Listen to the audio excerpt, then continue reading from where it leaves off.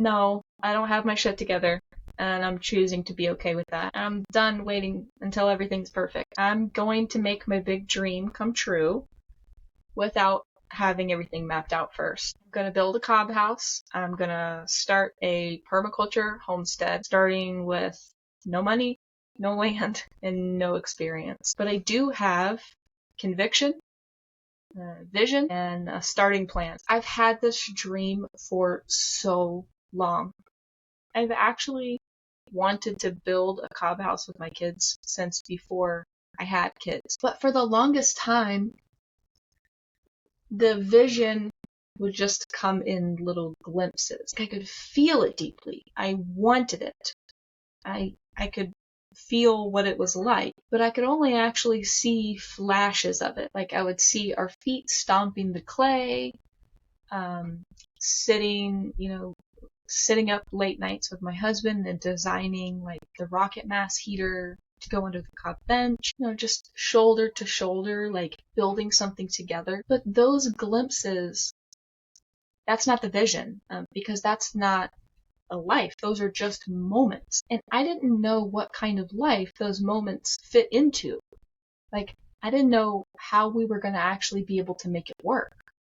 That part was just all blurry. Well, what I realized is couldn't fully see the vision because I didn't really believe that it was time to start. I actually didn't fully believe that I was actually capable.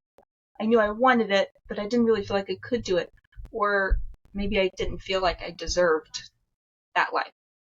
So whenever it would start to come up, I would just block it. It was a heart block. So I had to start building from the inside out, starting with my heart. That meant building conviction and belief that it was okay that I didn't have all the pieces figured out. Letting it be okay that I actually don't have all my shit together, and kind of forgiving myself for that and knowing that I actually deserve that life anyway. It's okay that I don't have all the answers, and I don't need to know what the final step is, and I don't have to have everything that I need in order to complete this vision. If I have what I need to just take the next step, then that's enough. And if I commit to just always taking the next step, then I will get there. Once I accepted that, the vision became a lot more accessible. And that's been really key, because here's the thing about the vision. It's not just like inspiration. It's actually guidance. Like, I have to have clarity on what that end piece looks like so that I can actually be strategic in working towards it.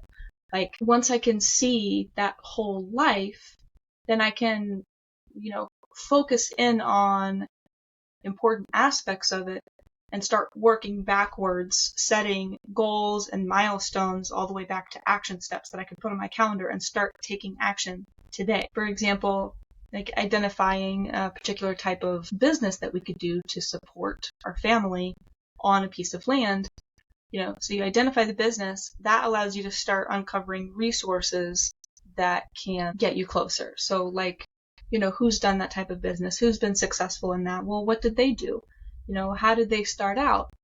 What did they wish they had done differently? What can I learn from their story and turn it into action in my plan right now? I've also learned there is no substitute for conversations with real people. So, it is so life-giving to just connect with people who are doing the same things that you want to be doing, or, they're just, passionate about the same things as you.